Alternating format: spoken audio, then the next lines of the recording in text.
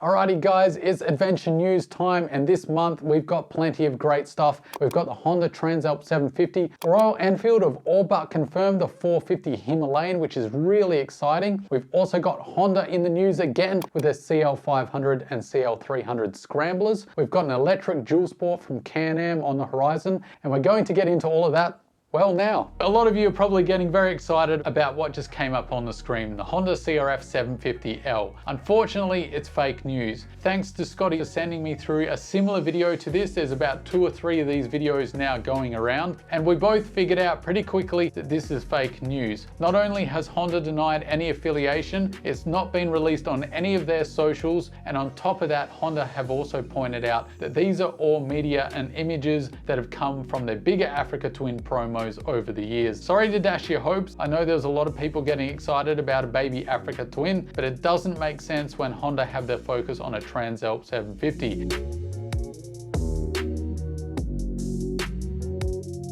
The big news is it's been trademarked in Japan as the Honda Transalp 750. Why is that big news? Well, that's the second country where it's been trademarked as the Transalp. Earlier in the year, it was re-registered in the US as the Transalp, but now we know for sure it's going to be the Transalp. The other big piece of news is the 750 confirmation. We now know the motor size, and this is where I need to correct myself. In my last video, I was saying that this was going to be the motor based off the NX 750 Honda and the 750 ADV scooter. That looks like it might be incorrect. A lot of media outlets are now suggesting that the 750 parallel twin that this bike is getting is the motor that's in the Hornet. The reason Honda have taken so long with these bikes to get out on the showroom floor is because it looks like they've developed a completely new 750cc parallel twin. It not only means it's a very contemporary motor, which means it will be able to survive more and more emission standards, hopefully, as Honda do look quite far down the road when they're designing a motorcycle. But on top of that, it means it probably will be more performance orientated than the motor out of the scooter, which were far more economy and commuter focused, whereas these bikes hopefully will focus a little more on performance. I think that's very encouraging news that most media outlets are expecting that this motor will be completely new. Honda haven't confirmed that though, so I want to point that out. The other exciting rumors circling around is that a lot of media outlets are pumping hopium straight into our veins that we could be seeing this bike at this year's motorcycle show. Of course, I want to push the brakes a bit. They've been saying that for a long time and the Honda hasn't turned up. So I would say that we've got the best chance yet of seeing this 750 at this year's motorcycle show. I certainly wouldn't put it in hugely favorable odds, but I think we've got a better chance than every year that's preceded us. I'm really looking forward to the big motorcycle shows at the end of the year. But I'd love to know your thoughts. With the Transalp name, does this signify that Honda will be moving towards more of the traditional Transalp motorcycle? That is the fantastic bike with a cult following that was great at adventure touring, or were you hoping more for a Tenere 700 Challenger, more of a baby Africa Twin? Let me know your thoughts about all things Honda Transalp 750 down in the comments below.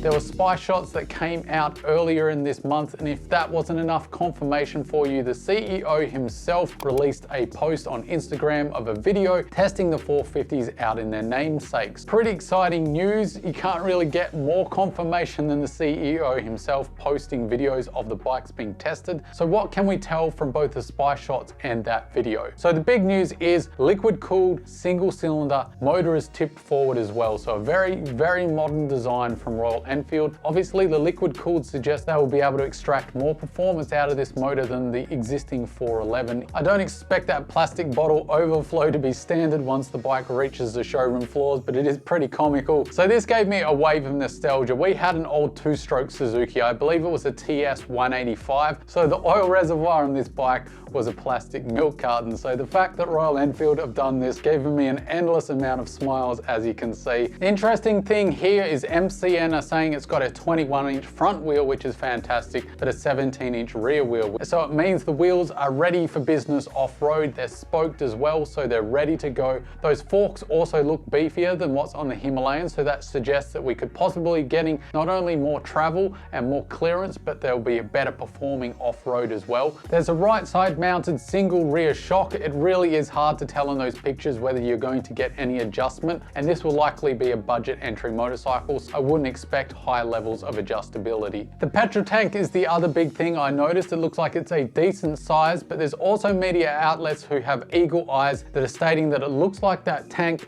extends underneath the seat. A big capacity on a 450cc single is fantastic news. There's a lot of us dual sport riders, we want not only decent power, lightweight, but we also want to be able to go as far as possible without having to fill up. Also, the clip that the CEO posted on Instagram does suggest that the lighting is LED, at least up front. You can see it's an LED headlight, and it also looks like LED indicators. It does look like Royal Enfield are really going for a modern theme with this bike rather than their traditional classic structure. Of course, we need to caveat this with Royal Enfield hasn't confirmed any of these specifications themselves, so it will remain to be seen what capacity exactly this bike is going to be and whether any of this will be on the production ready motorcycle. The 450 Himalayan really could be a big hit, but I think it really needs to focus on a few things. For one, it needs a 6-speed gearbox. It needs that 6th gear for the highway riding, and that way it can use the other 5 gears to really focus on being more off-road orientated. The other big thing here is the weight. I think this needs to be significantly lighter than the 411 Himalayan. The other thing is the off-road performance. I think it would be a mistake to release a 450 next to the 411 that is only mildly more capable off-road, but I'd love to know your thoughts. Are Royal Enfield going to go all out and make this a fairly capable off-road bike, or do you think they'll stick to the proven formula of the 411 Himalayans?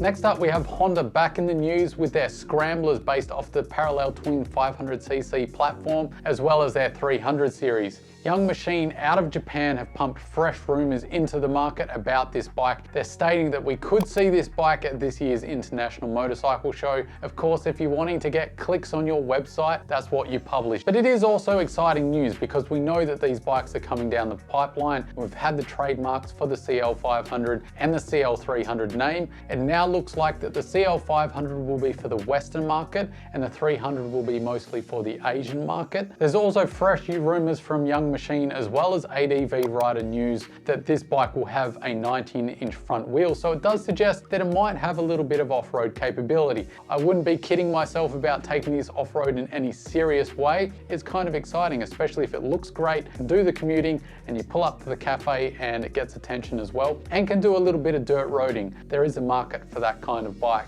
Of course, the other big exciting thing about this is it's based off the 500 platform, which means that it will be affordable as well. I'm really looking forward to what Honda bring to the table with this little Scrambler.